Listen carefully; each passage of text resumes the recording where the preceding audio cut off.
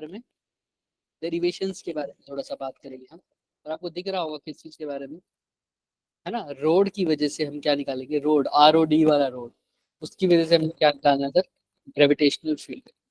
देखो अभी तक जो हमने फील्ड और फोर्स का जो फॉर्मूला पढ़ा था वो क्या था बच्चे, बताओ मुझे। G m1 m2/r। हाँ सब बोलेंगे। फोर्स का फॉर्मूला क्या पढ़ा था, G m1 m2/r। m2/r²।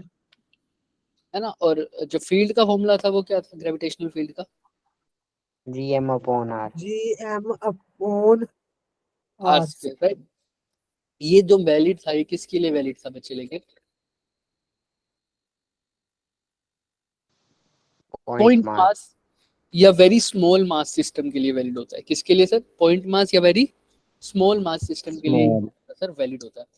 फिर इसका क्या फायदा हुआ सर हमें, अब जो आप अपने डेली लाइफ में जो बात करते हो वो क्या पॉइंट मास की बात करते हो या अच्छे खासे बड़े मास होते हैं, बताओ।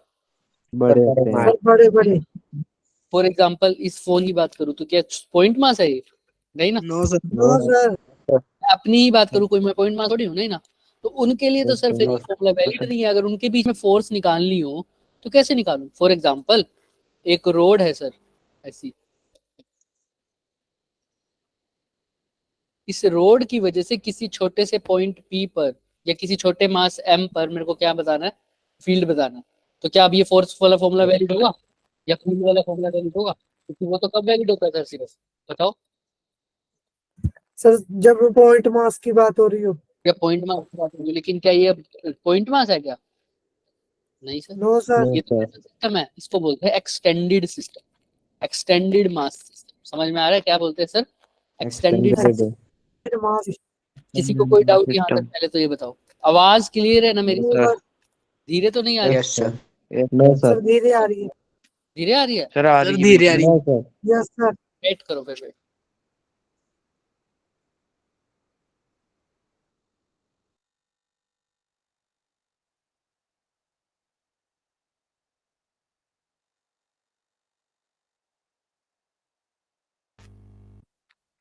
अब क्लियर है, देखो बिल्कुल यस सर। सही आ रही है बिल्कुल। अब तो धीरे नहीं आ रही। Yes no sir. चलिए, सर। तो अब ये वाला सिस्टम कैसा है, हाँ, एक्सटेंडेड मास सिस्टम। अभी इसमें एक्सटेंडेड मास सिस्टम का मतलब क्या है सर, ये पॉइंट मास नहीं है, लेकिन हाँ ये भी छोटे छोटे मासिस से मिलकर एक बड़ा मास बना हुआ है, दिख रहा है सबको, छोटे छोटे छोटे छोटे छोटे छोटे। Yes sir. ये रोड भी बना हुआ है सर, छोटे छोटे मासिस से मिलकर ये पूरा रोड बना हुआ है। ऐसी कोई रिंग हो सर, वो भी कैसा सिस्टम है सर, एक्सटेंडेड मास सिस्टम है। तो चाहे एक रोड ले लो, चाहे एक रिंग ले लो, चाहे एक क्या ले लो सर, डिस्क ले लो, चाहे क्या ले लो, एक स्फीयर ले लो सर। ये सारे कैसे हैं सर, एक्सटेंडेड सिस्टम है sir.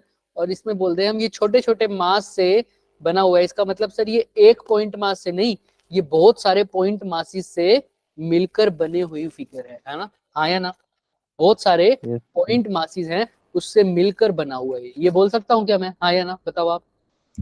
Yes sir.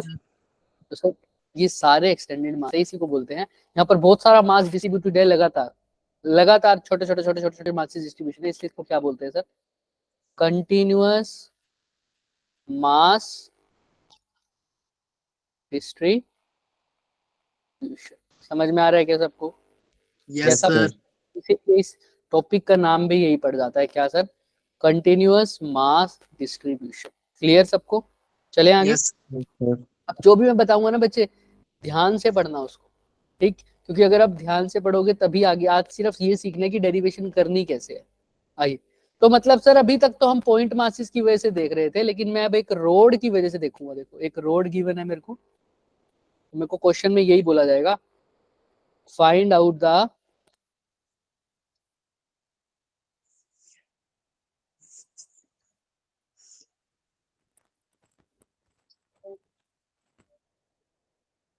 Find out the gravitational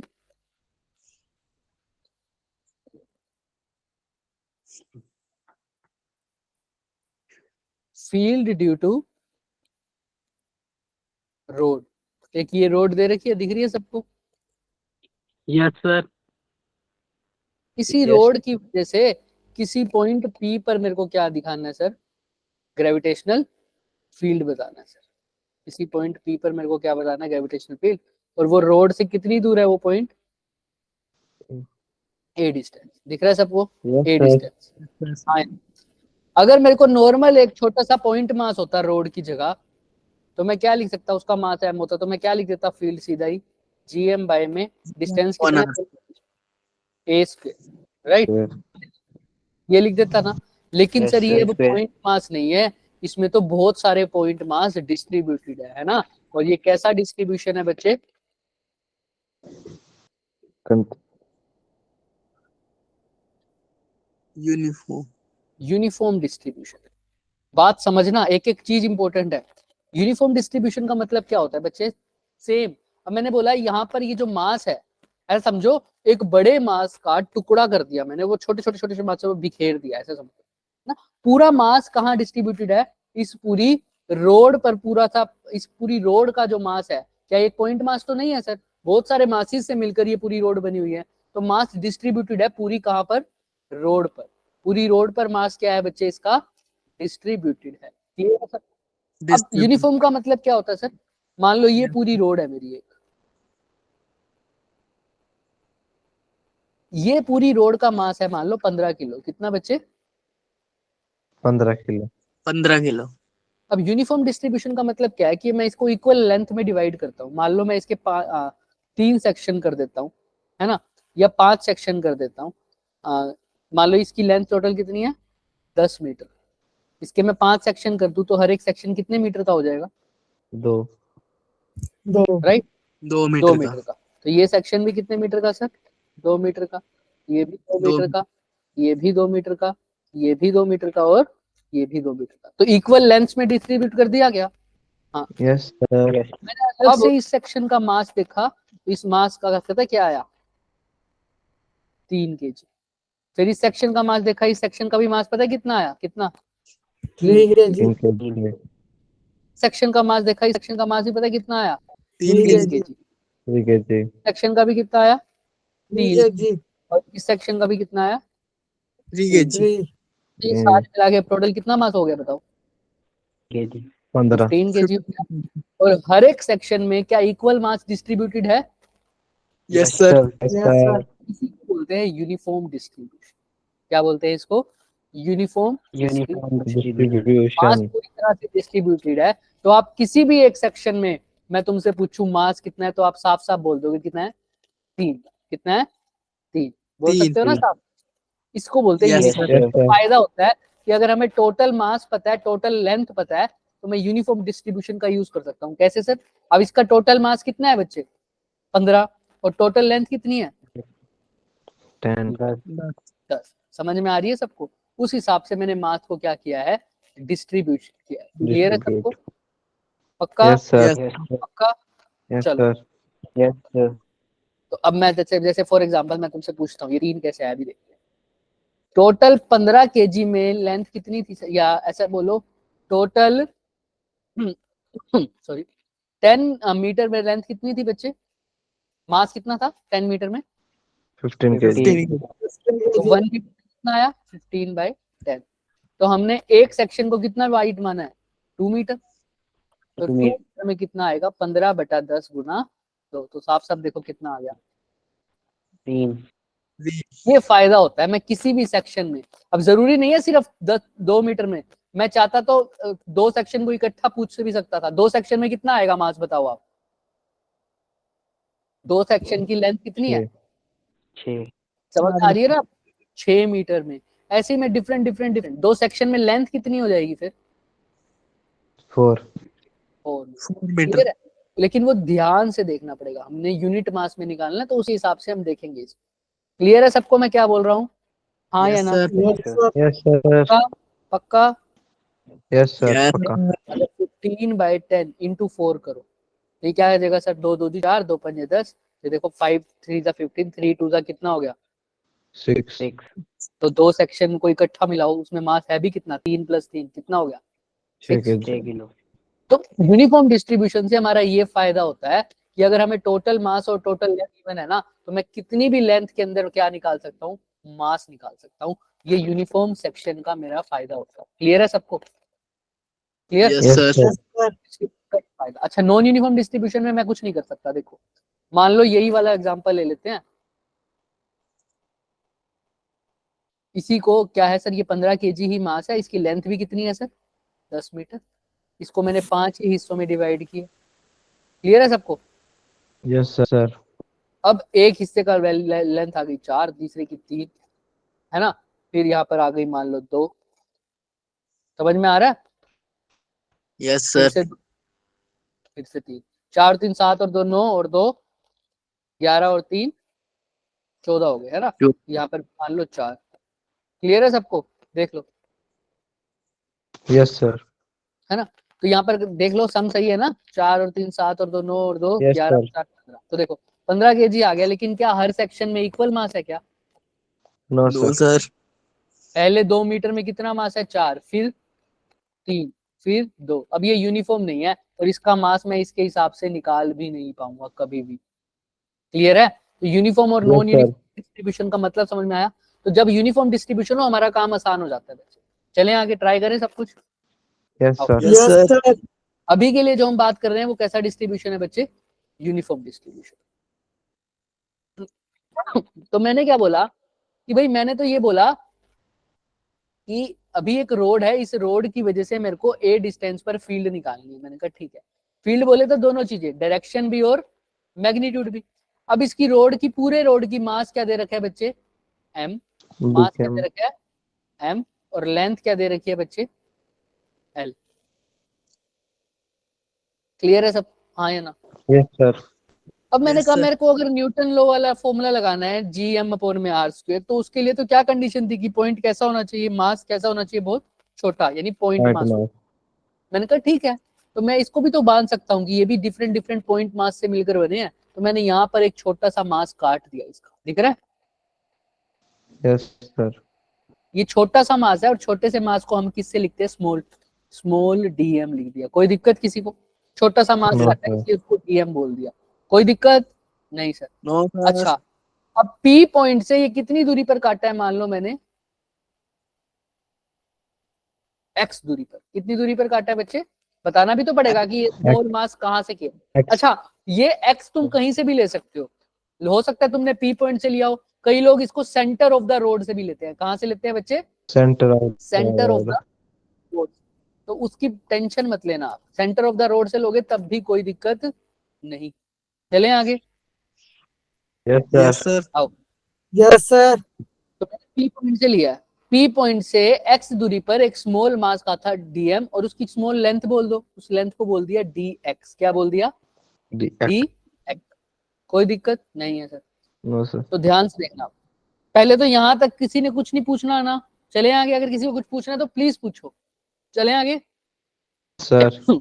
हाँ, चलो। अब मैंने कहा इस, अब बाकी पूरी मास को, पूरी रोड को भूल जाओ। अब मेरे पास एक छोटा सा पॉइंट मास है dm, उसकी वजह से क्या P पॉइंट पर मैं फील्ड नहीं बता पाऊंगा? बताओ, बता Yes, सकता हूँ sir. सर? अब तो पॉइंट मास वाला फॉर्मूला वैलिड है। क्या होता है फॉर्मूला फील्ड का, GM gm/, divided by R square.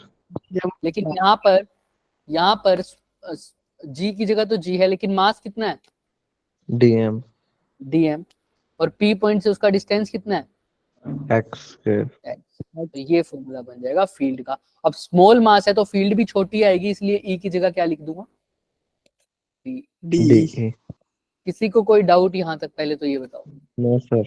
पक्का? सर। अपनी इमोजी भेजते रहा करो साथ साथ, और किसी को कोई डाउट है तो रेज योर हैंड्स। चलें आगे। Yes sir. चलो फिर, तो सर मैंने इस स्मॉल मास की वजह से यहाँ पर P पॉइंट पर क्या निकाल दिया, ग्रेविटेशनल फील्ड निकाल दिया।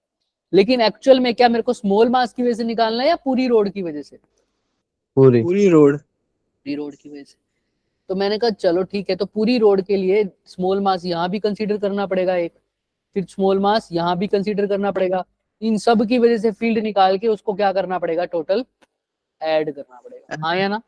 हर छोटे छोटे Yes, छोटे sir. छोटे मास की वजह से। और इसी मास को मैंने क्या किया, दोबारा सुन लो, मैंने एक छोटा सा मास काटा, छोटा सा मास काटा, उसकी वजह से फील्ड देखी। मैंने कहा ठीक है, लेकिन अब मेरे को तो एक्चुअल में पूरी रोड की वजह से निकालना है ना, तो मेरे को पूरी रोड के लिए छोटा सा मास सिर्फ यहाँ नहीं, यहाँ पर भी कंसीडर करना पड़ेगा, यहाँ पर भी कंसीडर करना पड़ेगा, यहाँ पर भी करना पड़ेगा, यहाँ पर भी करना पड़ेगा, और यहाँ पर भी करना पड़ेगा।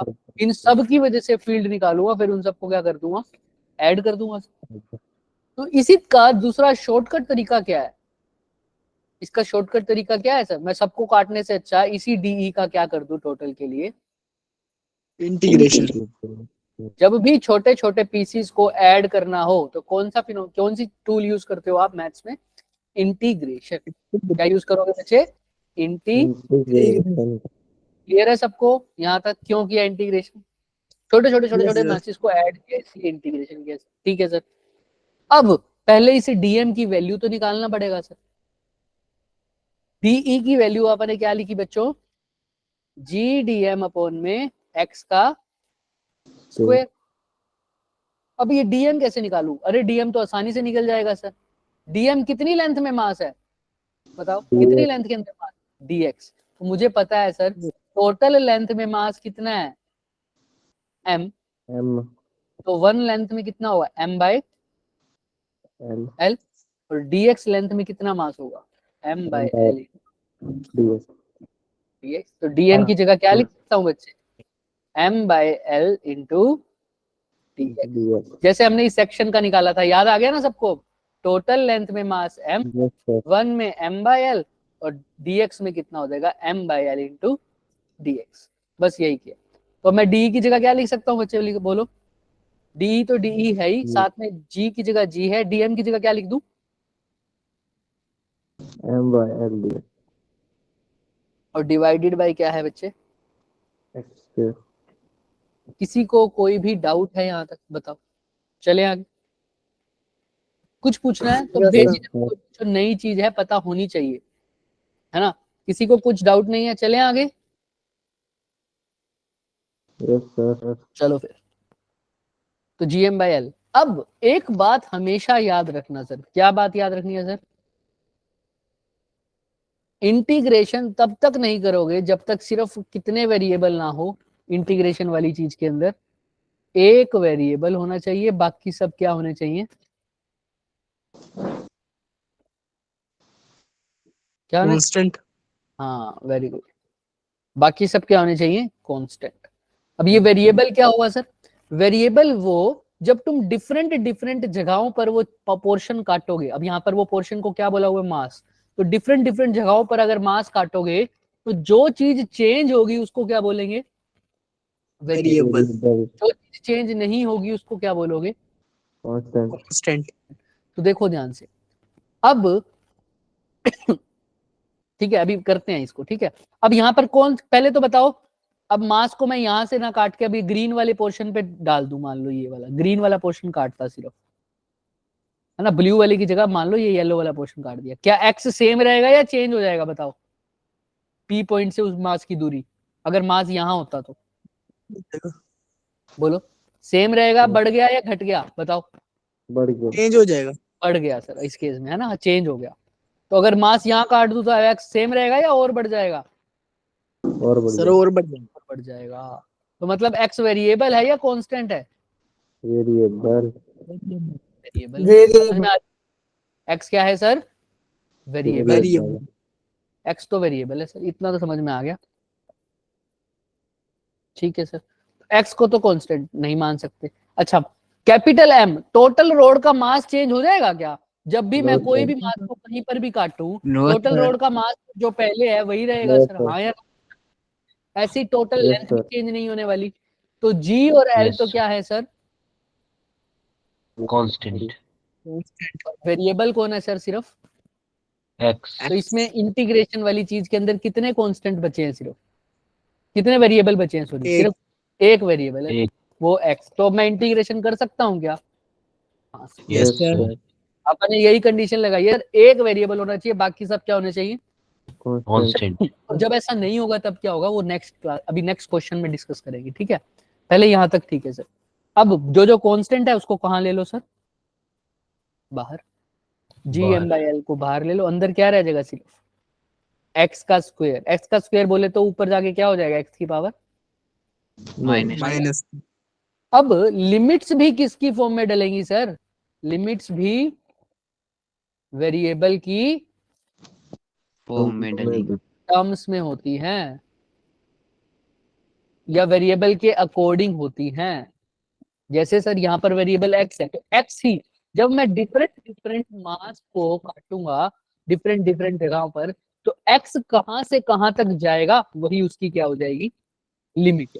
जैसे जैसे सर मेरे को तो पूरा मास कवर करना है, मेरे को तो पूरा मास कवर करना है। जैसे ये रहा, ये रोड थी क्या बच्चों, यहाँ से यस एक स्मॉल मास काटा था, उसकी वैल्यू थी डीएम, और कितनी लेंथ का काटा था वो, डीएक्स।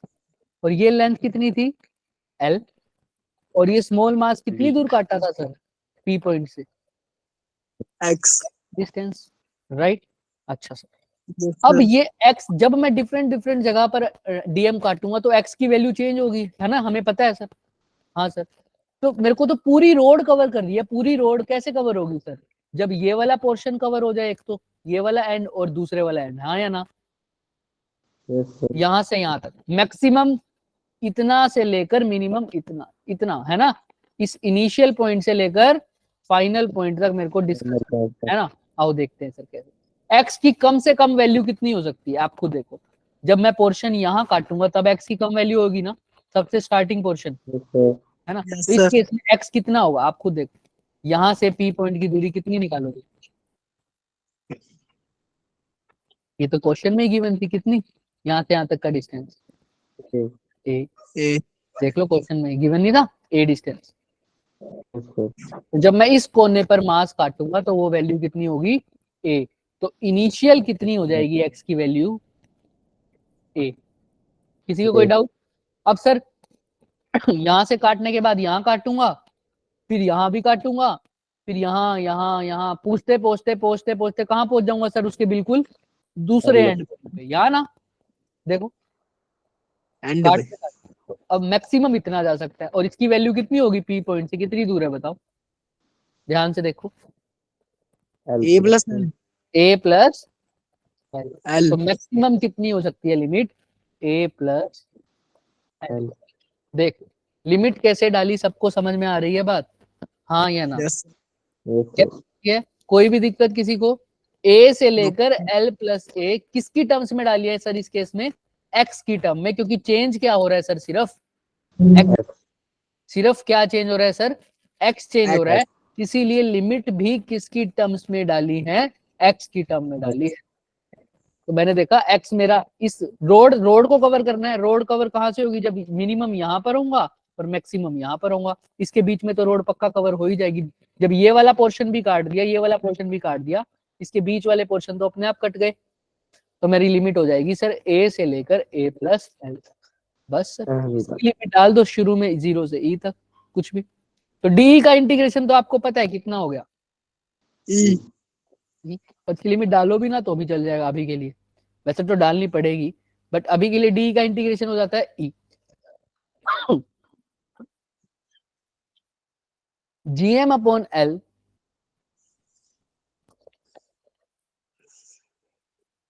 ठीक, एक्स की पावर -2 का इंटीग्रेशन क्या होगा बताओ, एक्स की पावर -2 का इंटीग्रेशन कितना होगा भाई बताओ, पावर में एक क्या हो जाता है, ऐड हो जाता है, और उसी से क्या हो जाता है सर, डिवाइड। डिवाइड याद है ना, एक्स की पावर एन का इंटीग्रेशन क्या होता है, एक्स की power n+1 divided by n+1 तो वही तो करा है, -2 है बस n की जगह, तो -2 + 1 कितना हो जाएगा, -1 -1, और डिवाइड बाय में भी क्या आएगा, -1। माइनस लिमिट कहाँ से आएगी, a से a प्लस एल तक। एल अब ये वाला माइनस बाहर ले जाऊं तो क्या बन जाएगा, -gm/l, अंदर क्या रह जाएगा बच्चे, x की पावर -1 को क्या लिख सकता हूँ, 1/x। 1 लिमिट कहाँ से कहाँ सर, a से a प्लस L तक। तो अब इलेक्ट्रिक फील्ड की वैल्यू बताओ क्या आ जाएगी, बताओ फटाफट, -gm/l तो रह ही जाएगा, अंदर क्या रह जाएगा, पहले कौन सी लिमिट पुट करूंगा बच्चे, अपर लिमिट, तो x की जगह क्या पुट करूंगा a प्लस L. एल, तो ये तो हो गई L. Upper limit. माइनस कौन सी लिमिट? Lower limit. x की जगह क्या पुट करूँ अब? a, A. तो 1/। अब ये माइनस जब अंदर मल्टीप्लाई कर दूंगा तो जो पॉजिटिव की टर्म थी वो क्या हो जाएगी सर? Negative. नेगेटिव। और जो Negative. नेगेटिव की थी वो किसकी हो जाएगी सर? पॉजिटिव। तो ये Positive. इसका क्या हो जाएगा बच्चे? Integration answer. ये क्या हो जाएगा इसका? Answer Answer. क्लियर है सबको? Yes, sir. देख लो अच्छे से, किसी को कोई भी डाउट, किसी भी तरह का कोई भी डाउट है तो पूछ लो अभी मेरे से, फिर हम आगे की बात करेंगे। क्या किया सर? मैं अप्रोच बता रहा हूँ आपको पहले। अप्रोच क्या है सर? सबसे पहले मैंने क्या काटा है सर? स्मॉल डीएम, मास काटा है, स्मॉल मास काटा है सर। उसकी वजह से क्या देखी है सर मैंने? फील्ड देखी है सर, है ना? उसकी फील्ड देखी है, फिर टोटल फील्ड निकालने के लिए सबका क्या कर दिया सर? Integration. उसका इंटीग्रेशन कर दिया। और इंटीग्रेशन में जो खास बात ध्यान रखनी है, एक वेरिएबल, बाकी सब Constant. Constant. इसके बाद इंटीग्रेशन कट किया, उसके बाद लिमिट्स पुट करी, किसकी फॉर्म्स में? In terms of X. Variable. इस केस में x है, हर केस में x थोड़ी होगा, है ना? समझ रहे हो? Yes, sir. तो in terms of variable. Clear? चले आगे। अब ये बात याद रखना, अभी तो हमको इतना जरूरत नहीं पड़ी, फील्ड जब भी निकालोगे तो फील्ड के साथ साथ उसकी क्या भी निकालनी पड़ेगी? Direction. कैसे? जैसे इस केस में तो जरूरत नहीं थी इतनी, क्योंकि अगर मान लो इस पूरी रोड की वजह से, इस डीएम की वजह से मेरे को डायरेक्शन निकालनी हो, तो मैंने डायरेक्शन का तरीका बताया हुआ है। जिस पॉइंट पर निकालनी है वहां पर एक स्मॉल क्या रख दो? टेस्ट मास रख दो। अब ये डीएम इस मास को अपनी तरफ खींचेगा या अपने से दूर फेंकेगा? आपको पता है? अपनी तरफ। तो सारे ही डीएम अपनी तरफ खींच रहे होंगे, क्योंकि सारे डीएम इसी डायरेक्शन में है, तो सारे डीएम अपनी तरफ खींचेंगे। तो नेट फील्ड की डायरेक्शन कौन सी तरफ आएगी इस केस में? लेफ्ट या राइट? बताओ। तो इस केस में तो क्या हो जाएगा? सीधा ही लेफ्ट साइड। क्या आंसर आ जाएगा सर इसमें? डायरेक्शन क्या आ जाएगी इसकी? Left. Toward left. लेकिन किसी केस में राइट भी आ जाएगी, किसी केस में राइट भी आ जाएगी जब पी पॉइंट उस साइड होगा। But Yes. किसी केस में किसी एक एंगल पर भी आएगी, लेकिन जब एंगल पर आएगी तो उस केस में हमें ध्यान रखना पड़ेगा, फिर फील्ड के क्या करने पड़ेंगे?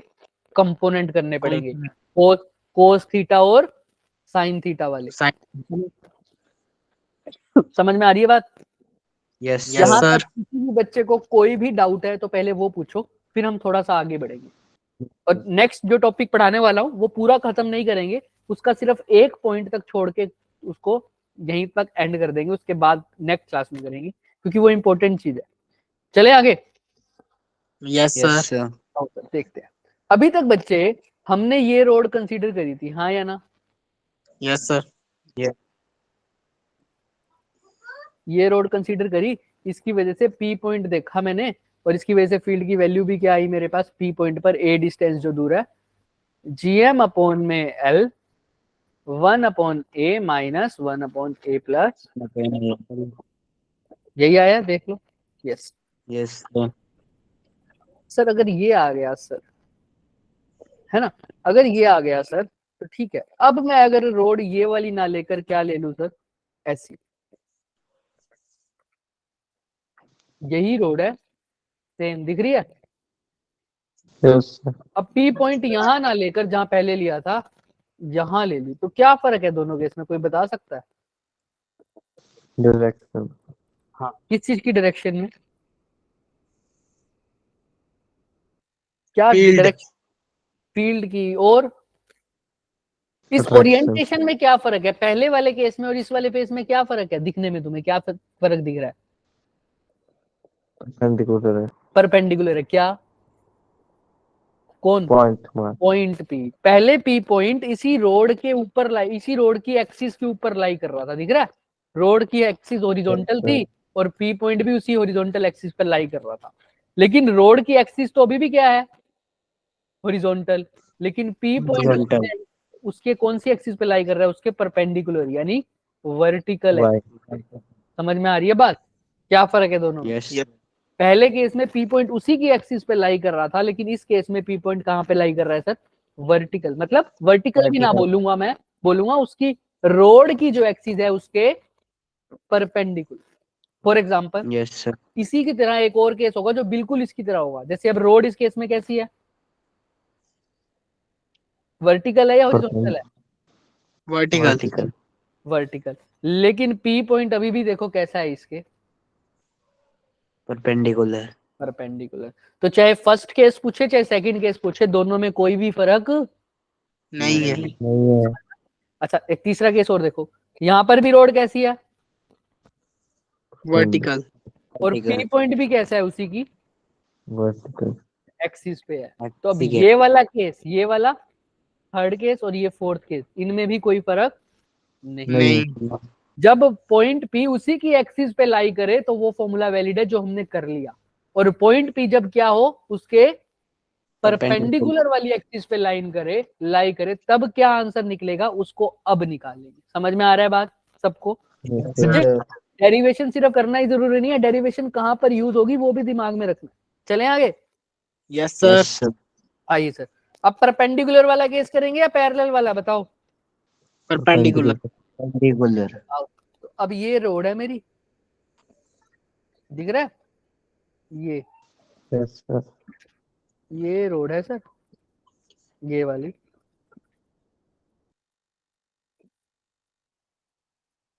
क्या हो रहा है इसको, पेन टैप को आज मैं एक लाइन ही लगा रहा हूँ, दिख रहा है सबको? ये रोड है मेरी, यस सर। ठीक है। इससे पी पॉइंट इसके कहाँ है? परपेंडिकुलर। जरूरी नहीं है परपेंडिकुलर बाइसेक्टर पर हो, जरूरी नहीं है मिड पॉइंट पर हो, बट हाँ सेंटर से मैं मान लेता हूँ कि पी पॉइंट है यहाँ पर अभी के लिए, ठीक।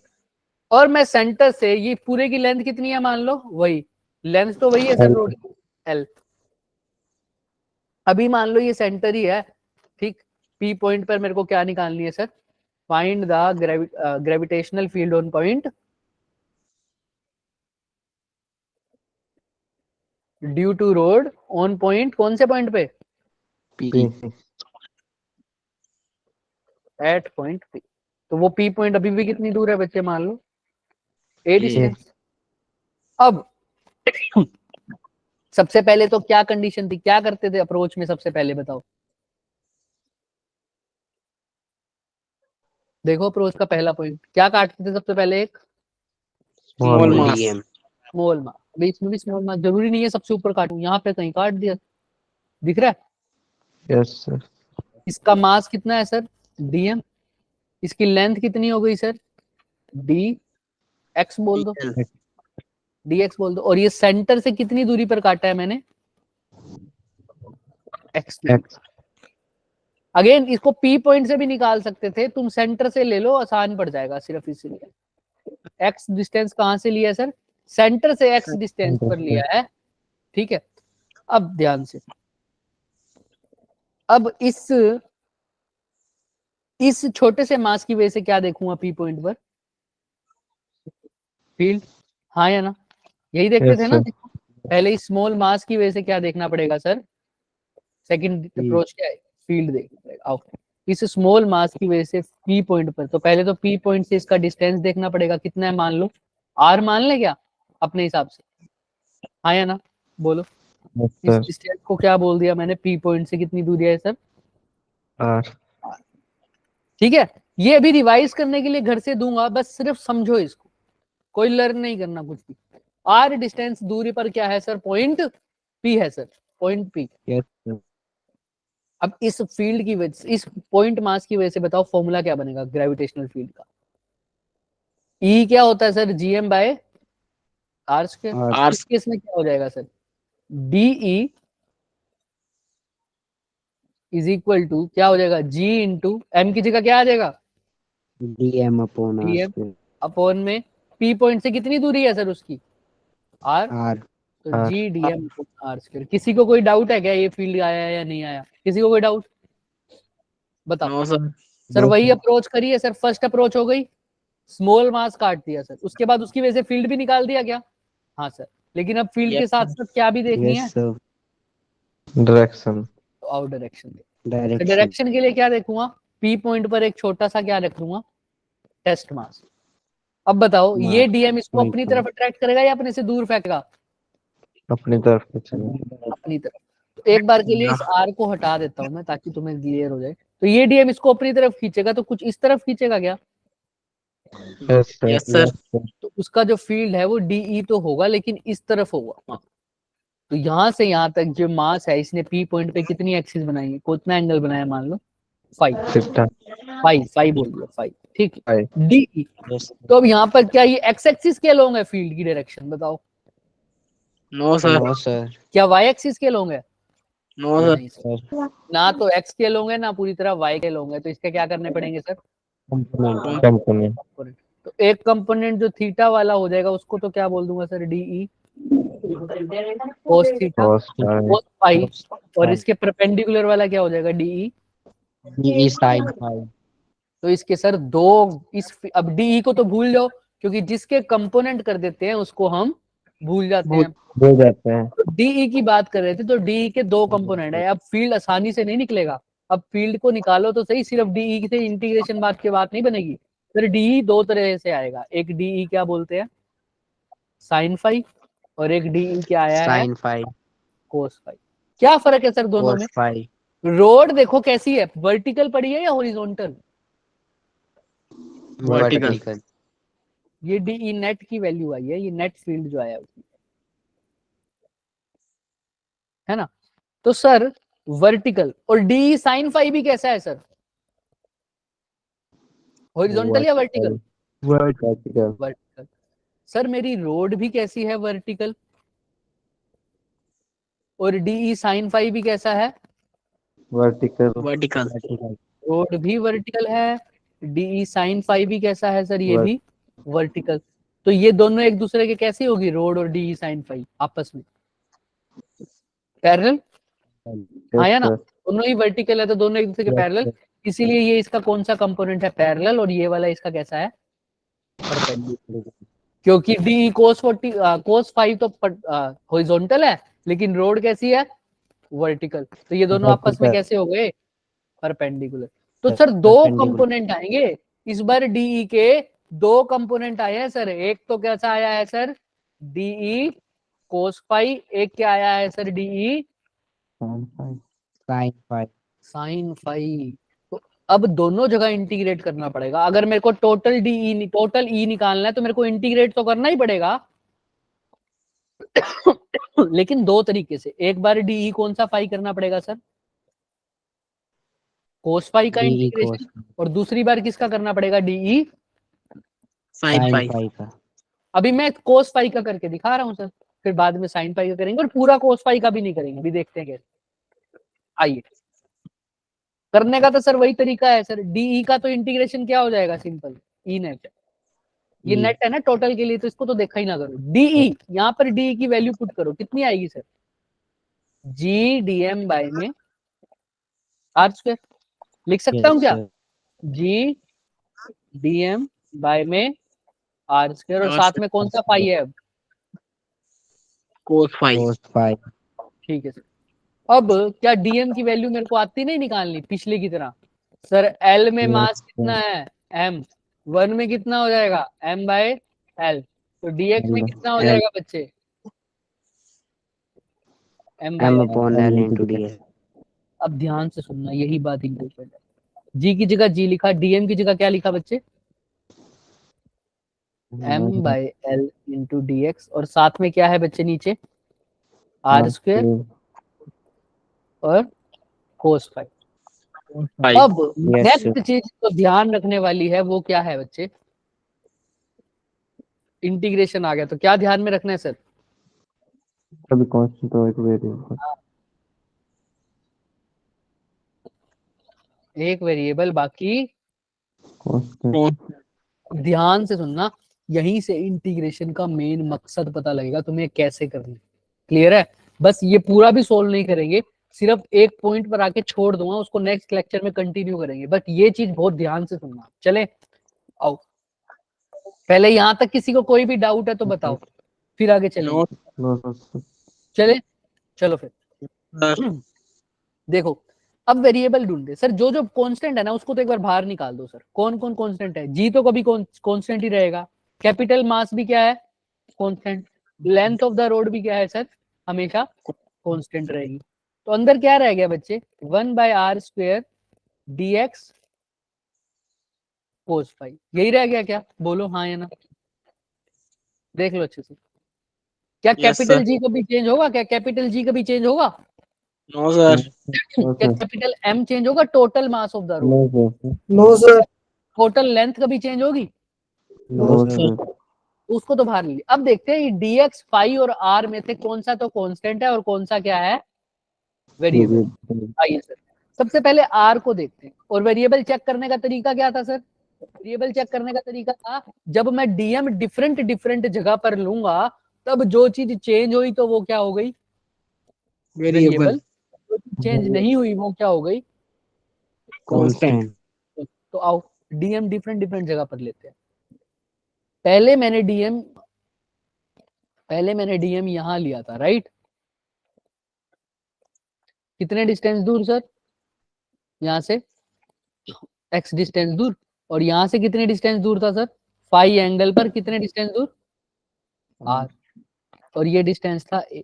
देखो a तो परपेंडिकुलर डिस्टेंस है, तो परपेंडिकुलर डिस्टेंस चाहे इस पॉइंट से ले लो चाहे इस पॉइंट से ले लो, वो क्या ही रहेगा सर हमेशा सेम ही रहेगा। Perpendicular. देख लो कुछ, हाँ सर रोड से परपेंडिकुलर डिस्टेंस तो सेम ही रहेगा। तो a तो मेरा क्या है सर कांस्टेंट है। ये बात याद रहेगी सबको, दिमाग में रहेगी सर। वो तो Yes, कहीं से sir. भी लो परपेंडिकुलर डिस्टेंस तो चेंज होने वाला। अब बारी आती है r x और फाई। dm पहले यहां काटा था, अगर अब dm यहां काट दूं मान लो तो क्या r वही रहेगा p पॉइंट से या चेंज हो गया? देखना Change होगा. चेंज हो गया सर। अच्छा Change dm होगा. यहां काट दूं तो r वही रहेगा या चेंज हो जाएगा? Change होगा. चेंज होगा सर। तो r तो क्या है मेरा, पक्की बात है, क्या है r वेरिएबल या कांस्टेंट? जो चीज चेंज हो Variable. रही है तो वो क्या होगी Variable. वेरिएबल। तो r तो मेरा पक्की बात है क्या है। Variable. अब बात करते हैं x की और फाई की।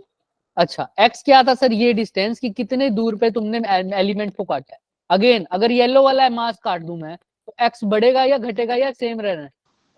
बढ़ेगा. बताओ, बढ़ रहा है घट रहा है या सेम रह रहा है? बढ़ेगा. बढ़ेगा सर। अच्छा यहाँ मास काट दूं, अब बताओ x की वैल्यू क्या होगी सेंटर से, छोटी या कम या ज्यादा? कम. कम सर। तो x चेंज हो रहा है या सेम रह रहा है? Change.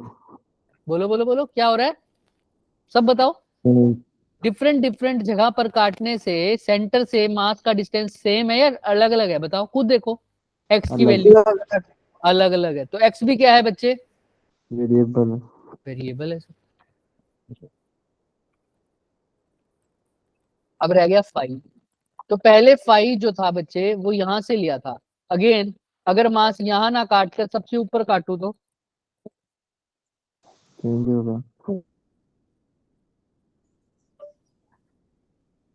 अगर मास यहाँ काट देता तो फाई ये हो गया। तो बताओ चेंज हो गया, बढ़ गया, घट गया, क्या हुआ है बताओ? बढ़ गया. बढ़ गया। बढ़ गया। फाई भी क्या है मेरा Variable. वेरिएबल। अब देखो क्या इंटीग्रेशन कर पाऊंगा क्या बताओ? No. No sir. वेरिएबल हो गया, लेकिन कंडीशन क्या थी इंटीग्रेशन की सर? एक वेरिएबल बाकी कांस्टेंट। अब क्या होगा सर? अब तो फंस गया ना सर, एक वेरिएबल होने चाहिए था। तो यानी अब मेरे पास एक तरीका है, या तो मैं सारे वेरिएबल को कांस्टेंट में बदल दूं, अगर कांस्टेंट में नहीं बदल पाता तो सिर्फ इन सबको एक सिंगल वेरिएबल में बदल दूं, है ना? मतलब सर तीनों में से कोई भी वेरिएबल उठाओ r, तो मैं हो सकता है कि मैं इसको किस में बदल दूं? सुरेंद्र एक बार माइक ऑन करो, ऑफ करो। हाँ, हो सकता है मैं x को किस में बदल दूं? सिर्फ r में या किसी कांस्टेंट में। फाई को भी मैं किस में बदल दूं?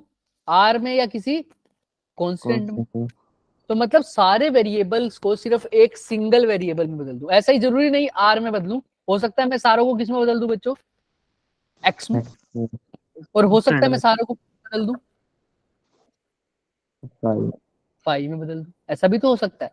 तो सारे वेरिएबल्स को या तो कांस्टेंट में बदल के या कांस्टेंट के अलावा किस में बदल दूं, सिर्फ एक सिंगल वेरिएबल, तो तभी मैं इंटीग्रेशन कर सकता हूँ। मैं करके दिखाता हूँ, इंटीग्रेशन नहीं करूंगा अभी, चेंज करेंगे इंटीग्रेशन नेक्स्ट क्लास में। बस ये लास्ट चीज है, ध्यान से सुनना।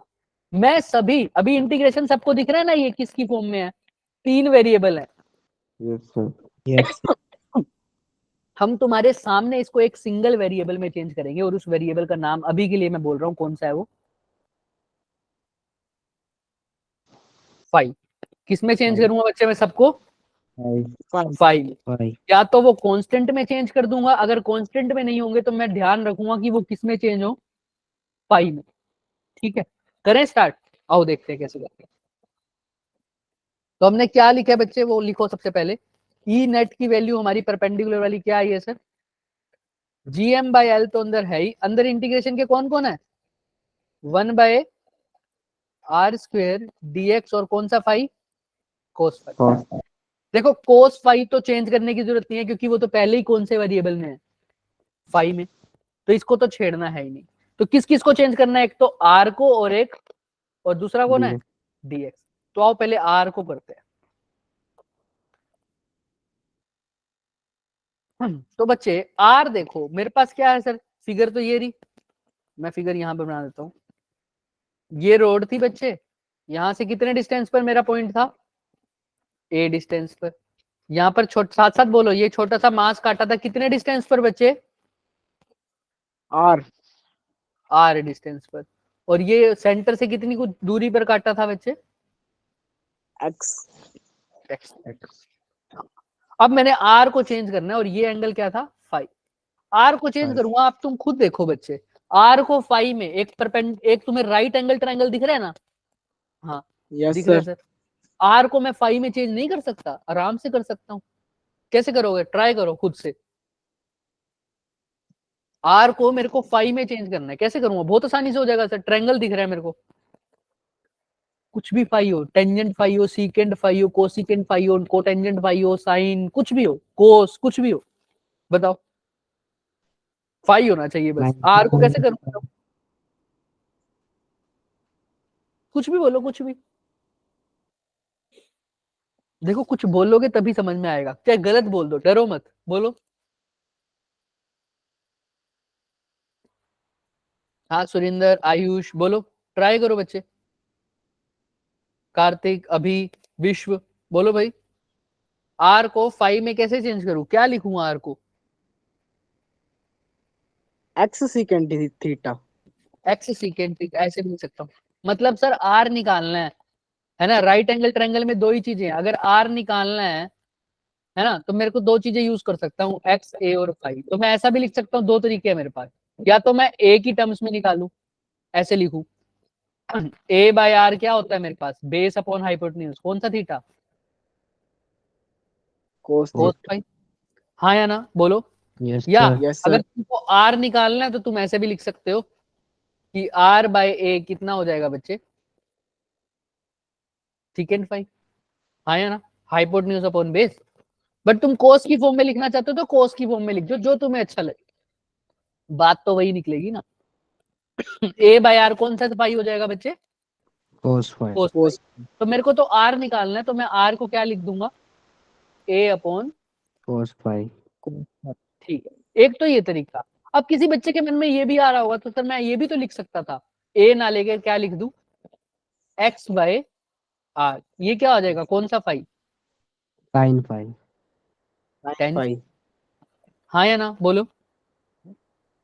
परपेंडिकुलर, सही सही सही सही, कौन सा फाई, तुम सही बोल रहे हो, कौन सा, Sin five. साइन फाई, है ना। तो ये भी लिख सकता था, तो यहाँ से r क्या आ जाता बच्चे, x upon, Sin five. Sin. Sin तुम five. बताओ कौन सी वैल्यू पुट करें r की जगह, कौन सी ज्यादा सही वैल्यू होगी, x अपॉन साइन फाई या a अपॉन कोस फाई, बताओ। सिर्फ यही आज X डिस्कस upon करेंगे, इतना ही। हाँ बोलो, A upon cos phi.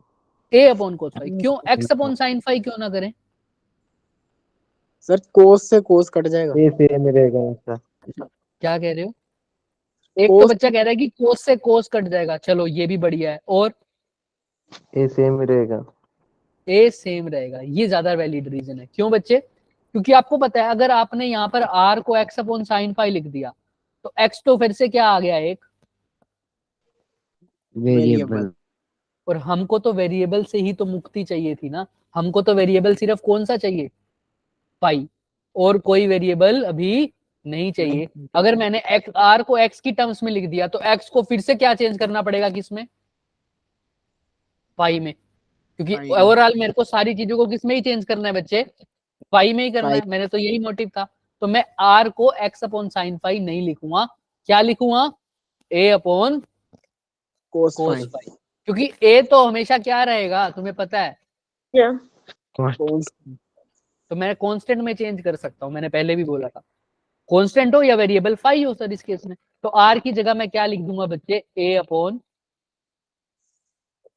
Cos phi. किसी को कोई डाउट इसमें, पहले तो ये बताओ। No sir. अब आर तो No, चेंज हो गया सर फाई में, आर को तो चेंज कर दिया सर मैंने, अब कौन रह गया सिर्फ, इसमें देखो इक्वेशन में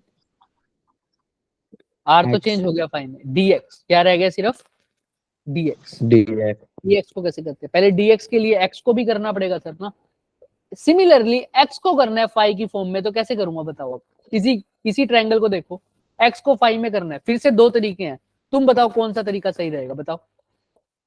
x को फाई में कन्वर्ट करना है, कैसे करोगे, वही ट्रायंगल का यूज करो,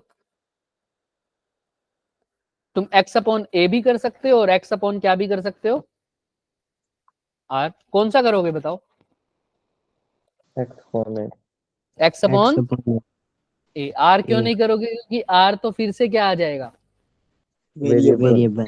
तो वेरिएबल से तो मुक्ति चाहिए थी सर, तो r वाला फॉर्मूला पुट नहीं करोगे, x अपॉन ए क्या बन गया सर, कौन सा थीटा, कौन सा phi, tan tan phi. Phi. तो हमें तो x चाहिए, तो x किसके इक्वल आ जाएगा, a इंटू, tan फाई।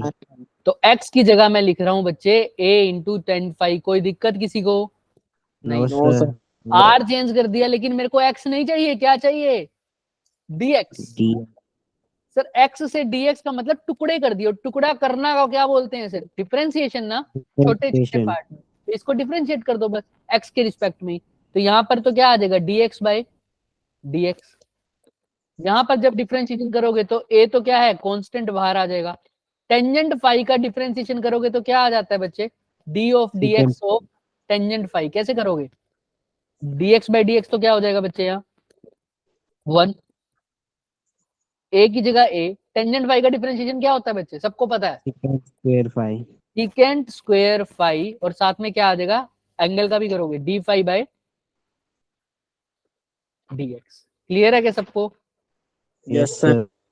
और यहां से अब dx की वैल्यू भी निकाल दो, बस इतना ही करेंगे, dx की वैल्यू निकालोगे तो क्या आएगा, a secant square phi d phi, दिख रहा है, phi. a secant Yes. Square phi d phi. तो देखो मैंने क्या क्या कर दिया, dx को कर दिया a, r को चेंज किया तो क्या लिखा था बच्चे, a अपॉन, cos फाई। बस यही तो दोनों को करना था। और अब मेरा इंटीग्रेशन देखो, बस इंटीग्रेशन लिखते हैं फिर छुट्टी सीधा ही, पहले इंटीग्रेशन क्या था वो लिखो, पहले क्या था sir, E net gm upon L integration of क्या था, 1 बाय आर स्क्वायर dx, और साथ में क्या था बच्चे, कोस फाई। और अच्छे से लिख दूं तो cos फाई पहले लिख दो, फिर क्या लिख दो, dx, है ना। कितने वेरिएबल थे इसमें, 3। आओ अपने अब लिखते हैं सर, gm अपॉन एल तो वैसे ही रहने देंगे, आर स्क्वायर की जगह क्या लिखना है बच्चे, a square upon cos Cos square phi, क्योंकि r का स्क्वायर है तो a square upon cos square phi, साथ में क्या Yes. है, कोस फाई, dx की जगह क्या लिखना है बच्चे, a secant square phi phi d phi. अब ये कोस फाई डिवाइड के भी डिवाइड में है, तो कहाँ चला जाएगा बच्चे, मल्टीप्लिकेशन। मल्टीप्लाई। तो ये कितना हो जाएगा सर, कोस का कितना, 1 बाय ए स्क्वायर, अच्छा एक ए से एक ए भी काट दूं क्या सीधा ही बताओ, yes sir. Yes sir. A से एक ही काट, तो कोस का स्क्वायर और कोस मिलकर क्या हो जाएंगे, कोस का cube, cube. secant square phi d phi, और डिवाइडेड बाय में क्या है, a तुम्हें पता है कांस्टेंट है, तो इसको कहाँ ले सकता हूँ बच्चे, सीधा ही बाहर। अब देखो सारी चीजें किसकी फॉर्म में आ गई बच्चे, पाई की फॉर्म में। हालांकि इसको और भी अभी सोल्व कर सकते हो आप। कैसे कर सकते हो बच्चे, सीकेंट स्क्वायर को क्या लिख सकते हो, 1 अपॉन कोस स्क्वायर।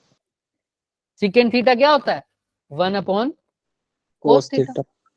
अब ये कोस Yes. स्क्वायर से देखो ये कोस स्क्वायर कट गया तो एक कोस रह जाएगा। तो देखो अब इन नेट क्या आ जाएगा मेरा, देखो जीएम अपॉन एल और साथ में क्या रह गया बच्चे, कोस फाई और साथ में क्या रह गया सिर्फ डी फाई। तो देखो मेरे पास कितना मुश्किल इंटीग्रेशन था, दिख रहा है, यस सर। जिसके अंदर 3 वेरिएबल थे, मैंने उसको सिर्फ किस में कन्वर्ट कर दिया, एक सिंगल वेरिएबल में। और उस वेरिएबल का नाम क्या है, किस में कन्वर्ट किया मेरे को, फाइव। पाई में। तो सिर्फ फाइव में कर सकते हैं, नहीं सर आप एक्स में भी कर सकते हो, नहीं सर आप आर में भी कर सकते हो, लेकिन ध्यान से करना पड़ेगा। क्लियर है सबको, कल इसका इंटीग्रेशन नेक्स्ट क्लास में करेंगे, बट आज का सिर्फ यही दिक्कत थी, ये कंटिन्यूअस चार्ज डिस्ट्रीब्यूशन तुम्हारा सिर्फ यहाँ नहीं आएगा बच्चे, वो यहाँ के तो आएगा ही आएगा, 12th में भी आएगा बच्चे, 12th में इलेक्ट्रोस्टैटिक्स के अंदर आएगा इसका अंदर, सेम टू सेम यही चीज, बस यहाँ पर मास है, वहां पर मास की जगह हो जाएगा चार्ज, सब कुछ सेम है। Yes. अगर आज यहाँ सीख लोगे तो वहां पर दिक्कत नहीं आने वाली। मैं सिर्फ यही बता रहा हूँ कि इसको लर्न नहीं करना है किसी ने भी, समझ के नहीं करोगे तो इंटीग्रेशन का एक भी क्वेश्चन जिंदगी में नहीं होगा, कितना ही कोशिश कर लेना। आज समझ लो एक बार, आज के लिए होमवर्क यही है, अप्रोच समझ के आना, ये जो अप्रोच लिखी है ना मैंने, यस सर। इसको समझ के आना और घर पर अपना रोड का केस दोबारा से डिराइव करना। एक तो एक्सियल वाला जो एक्सिस पे लाई कर रहा है, और उसके पी पॉइंट क्या है दूसरा केस में, उसके परपेंडिकुलर है। दोनों केस है ना अभी जो मैंने कराए हैं, परपेंडिकुलर वाला केस तो Yes, हमने भी और भी करना है आगे, लेकिन एक्सिस वाला तो पूरा कर दिया। एक्सिस वाला तुम भी पूरा करके आना, परपेंडिकुलर वाला कम से कम जितना मैंने करवाया है वो करके आना, और अगले वाला रिवाइज करके आना, ठीक। Yes sir. Yes, किसी sir. को कुछ पूछना है आज के लेक्चर में तो वो पूछ सकता है, अदरवाइज आज के लिए क्लास ओवर है बच्चे, आप जा सकते हैं। कुछ पूछना है किसी को? No sir. ओके बच्चे, bye bye, bye. Good night, good night. Good